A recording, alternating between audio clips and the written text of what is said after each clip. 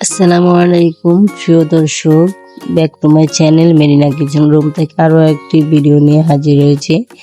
আজকে বানাবো নারকেল পুলি পিঠা। আমাদের নোয়াখালী জেলাতে নারকেল পুলি পিঠা বলে, বেশিরভাগ হিরানি পিঠা বলে, যেহেতু নোয়াখালীরা অন্য ভাষায়, তাই অন্য ভাষা মানে তারা নারকেল পুলি বলে না, বেশিরভাগ হিরানি পিঠাই বলে। এখানে তৈরি করার জন্য নিয়ে নিয়েছি চাউলের গুঁড়ি, নারকেল আর চিনি, লবণ। তারপর এখানে একটা পাতিলে দিয়ে দিলাম পরিমাণ মতো পানি, দিয়ে বলক এসে নিব। তারপর এখানে 1.5 বাটি গুঁড়ি দিয়ে দিব। তার যে বাটির গুঁড়িগুলো দেখাইছি ওগুলো দিয়েছি, তারপর আধা বাটি আবার দিয়ে দিয়েছি। এখন এগুলোকে ভালো করে নেড়ে ছেড়ে ওই আগুন জ্বালানো থাকা অবস্থায় নাড়তে হবে, যেহেতু এটা শুকনো চালের গুঁড়া, যাতে করে কাঁচা না থাকে। এখন আমি এগুলোকে নামিয়ে ঠান্ডা করে নিলাম। এখন হাতে সামান্য তেল নিয়ে এগুলোকে মতে নিব আস্তে আস্তে করে, যেহেতু এটা একটু হালকা গরম থাকতে মরতে হয়, তাহলে ডোটা ভালো হয়। আমার এটা তৈরির জন্য সামান্য 1 ছিটে পানি দিয়ে দিলাম, যাতে করে ডোটা আর একটু নরম হয়, কারণ প্রথম অবস্থায় নরম হলে হাতে লেগে যায়। তারপর আমি হাতে লেগে যাতে না যায় তার জন্য হাতে একটু আর একটু তেল ব্রাশ করে নিলাম। তবে এভাবে ছোটো ছোটো লিচি করে রেখে দিলাম, রুটি বেলার লিচির মতোই। তারপর এখানে চলে গেলাম চুলায়, আরেকটা প্যান দিয়ে দিলাম নারকেলগুলো, দিয়ে দিলাম সামান্য লবণ, তারপরে আধা কাপ চিনি।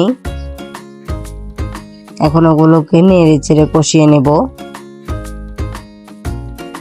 এরপর দিয়ে দেব আমার নারকেল। আমার 2 ভাগে ছিল, একটা তাজা নারকেল ছিল, একটা ফ্রিজে ছিল, তাই আমি ফ্রিজেরটা প্রথমে দিয়েছিলাম। এখন দিয়ে দিলাম তাজা নারকেলটা, যেহেতু ফ্রিজেরটা পানি থাকে, একটু ভিজা ভিজাতে আগে দিতে হবে, আর তাজা হলে একসাথে দিয়ে দিবেন। তারপর দিয়ে দিলাম 2টি তেজপাতা। ওগুলো নেড়ে ছেড়ে রান্না করে নিব।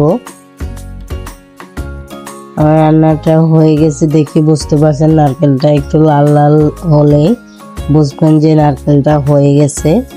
এখন ওই ডোটাকে যে গোল করে করে রেখেছিলাম ওগুলোকে এখন রুটি বেলে নিব। রুটি বেলা হয়ে গেছে, এখন নারকেলগুলো দিয়ে একটা ডিজাইন তৈরি করে নেব।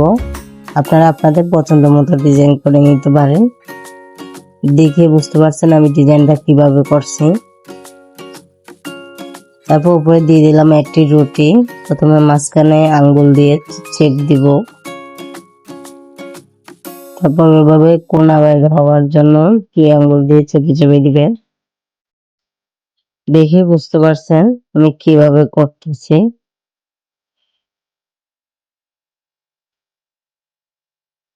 এভাবে করে আমি পিঠাটা বানিয়ে নিলাম। তারপর এখন চাকুর সাহায্যে কেটে নেব। যাতে মেশিন আছে, অর্থাৎ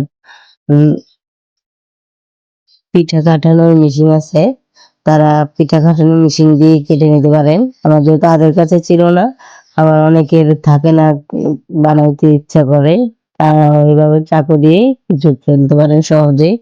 তো আজকে আমি চাকু দিয়ে দেখিয়ে দিলাম, অন্য একদিন দেখিয়ে দিব মেশিন দিয়ে।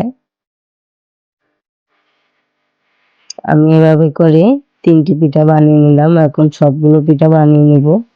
এতে আমার সবগুলো পিঠা বানিয়ে নিয়েছি। আপনারা অন্য ডিজাইনও ব্যবহার করতে পারেন, অনেকে ABCD এমনকি ফুল অনেক রকমই বানানো যায়।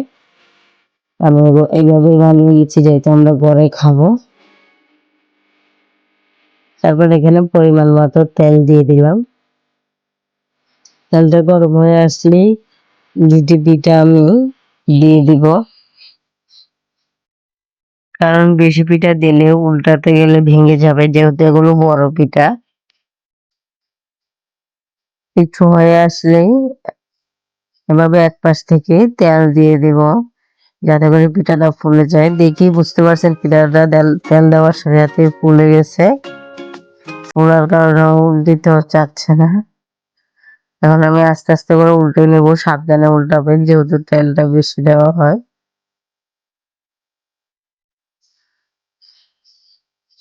আমার পিঠা হয়ে গেছে একটা। এখন আস্তে আস্তে আমি সবগুলো পিঠা বানিয়ে নিব। আমি এখানে আরেকটা পিঠা ভেজে নিচ্ছি। যে পিঠাটা বড় থাকবে ওটা একলা ভাজবেন। এভাবে করে আমি সবগুলো পিঠা ভেজে নিব। উল্টে পাল্টে আমি সবগুলো ভেজে নিয়েছি। এটা আমার পিঠাটা ভাজা হয়ে গেছে সবগুলো। এখন আমি একটু ভেঙে দেখিয়ে দিচ্ছি, দেখুন ভিতরে কতটা লোভনীয় হয়েছে। দেখে বুঝতে পারছেন অনেক সফট পিঠা, ছোট বড় সবাই খেতে পারবে। আশা করি আপনাদের ভিডিওটি ভালো লেগেছে। আবারও কোনো নতুন ভিডিও নিয়ে দেখা হবে। ভালো থাকবেন, সুস্থ থাকবেন। আল্লাহ হাফেজ।